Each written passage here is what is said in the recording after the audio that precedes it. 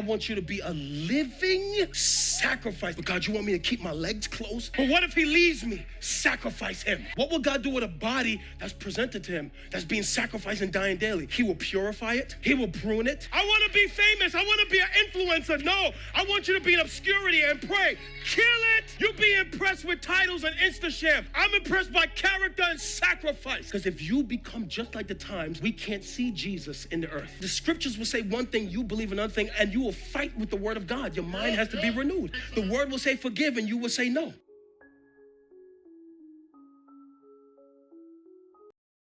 He says, present your bodies a living sacrifice.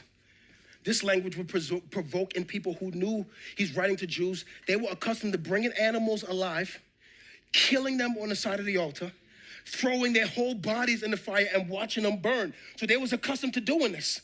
So when they hear present your bodies a living sacrifice, Lord, you want us to throw our bodies in the fire? No. You are now a living sacrifice. So Paul, I don't get it. I want you to kill yourself daily. Die to selfishness daily. Die to unforgiveness daily. Die to being stingy daily. Die to slander daily. Die to sexual sin daily. Die to all these things. I want you to keep putting yourself on the altar. I want you to live as a dying person. I want you to be a living, breathing martyr. You put your heart on that altar. You put your will on that altar. Lord, I want, but I don't want. Lord, I surrender. That's dying. I want you to give this to this brother and sister. No, but I bought this. Give it. Okay, Lord, that's dying. I want you to be a living sacrifice. That is, I want you to keep dying daily to all the things that are antithetical to my word and my perfect will for you. He said, well, how come they get to do it, but it's not my will for you? How come they got married, but it's not my will yet for you? Kill that. I love gossip and slandering people who I don't know. Kill that. I don't feel like praying. Kill that. I don't want to serve. I don't want to give. I don't want to be faithful. I don't want to love. Kill all of that. But God, you want me to keep my legs closed? Now, but it's only right that we drive the car before we get married. No. Kill that. So he can't get in my cookie jar? But what if he leaves me? Sacrifice him. That's your response to the cross. They hurt me. If I could forgive you for all you've done, sacrifice your right to keep them. Kill that. So what is the motivation for that? The 11 chapters of everything I've done for you is your motivation. Not because I'm going to bless you. Not because I'm going to give you this house. You're full of lust. Turn your head. Bounce your eyes. Keep killing it until it can't overpower you. This is Christianity. I want to be famous. I want to be an influencer. No, I want you to be in obscurity and pray. Kill it. All that Instasham. That ain't Christianity. You be impressed with titles and Instasham. I'm impressed with character and sacrifice. My wife says all the time, honey, don't be impressed by them. She said that to me for years. Just check their fruit. Got trees with 300,000 people following you and no fruit. What will God do with a body that's presented to him, that's being sacrificed and dying daily? He will purify it. He will prune it. He will bless it. He will mature it. He will break it. Some of you think, I don't have nothing to give. You have yourself to give. Just give me you and watch what I do with you. But I got insecurities. I feel shame. I got issues. I didn't ask you. Just present you. God does amazing things with sacrificed people. Every person you admire who's done anything great in the kingdom was a sacrificed person. He says, this is your spiritual act of worship. Wait a second. I thought worship was the song we sung before you preach, Pastor. In a narrow sense, worship is adoration and praise. But now we learn something else, that the true dynamics of worship is not only a song or an act of homage. Worship, watch, is a life that I live. Worship happens on Monday. It happens on Saturday. Worship happens when I'm at my job. It happens when somebody cuss me out and I don't cuss them back. Worship happens when they throw the finger at me in traffic and I don't honk my horn at them, pray for Philip. I ain't worshiping on that level yet. I'm being honest. I'm not there yet. A lady flicked me off the other day. I followed her for like 3 miles. I said, Philip, you are a preacher.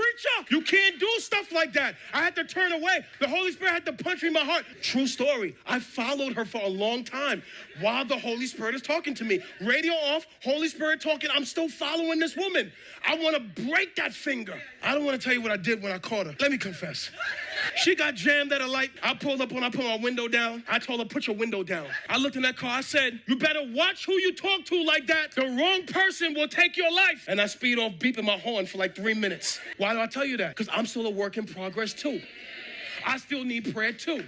I'm still being sanctified too. I'm still dying daily too. Ain't no perfect person on the altar. So if verse 1 is, this is what you must do, verse 2 gives you 2 pathways to doing that. This is how you do that. Do not be conformed to this world, but be transformed by the renewal of your mind. Because where your mind is where your heart is where your decisions are, is where your actions are. That by testing you may discern what the will of God is, and knowing that the will of God is what is good and acceptable and perfect. Now we take this and we crucify the world. Oh, the world, but we're supposed to be in the world. This word world in Greek means age. It talks about time, the period of time in which the reader lives. So what he's saying is, don't be pressed into the mold of the times that you're living in. So he's not talking about all that religious stuff that we think is worldly. He said, don't be conformed to the age, to the spirits of the age. In this age, there's no shortage of things for you to conform to, like vanity, like materialism, like greed, like comparison. You keep thumbing, your thumb is strong and your soul is weak. Man, I don't have a marriage like that. Man, I don't have a ministry like that. He said, don't be pressed or boxed into the mold of the age. Don't force yourself to go downstream with the times. Why should I not conform to the times? Why? Because Paul taught you something about the times. He said in Ephesians that the times we live in, they are evil. Because if you conform to the times, you lose your distinctiveness as a follower of God. He's telling you, you should stand out from the times. Everybody is hoeing at my school. Everybody is jealous of everybody. I'm going to be content. Everybody is trolling everybody. I'm going to pray for my enemy. Because if you become just like the times, we can't see Jesus in the earth. Your unbelieving family can't see him. He's in a body in heaven. They have to look to his body, his neck down, the church. If we are no different than the times, how would they see any distinctiveness in the earth? Because your rejection of times is still not going to transform you. You will still be nasty while you're rejecting the times. You must reject the times, but then the transformation God wants must happen within. How you transform within? By what happens in your mind. So he says, now your mind has to be renewed. But who is Paul talking to? He's talking to Christians. Amen. That is, when you were saved in your soul, made alive by the Holy Spirit, but your thoughts was not saved. Amen. Now that mind, the seat of your will and your emotions and your will now, all of that, now that has to be renewed over a course of time. Yeah. The way you think, the way you perceive, the way you see the world. Yeah. Watch, the things people taught you that were wrong. You believe things that the Bible don't teach. The scriptures will say one thing, you believe another thing, and you will fight with the word of God. Your mind has to be renewed. The word will say forgive, and you will say no.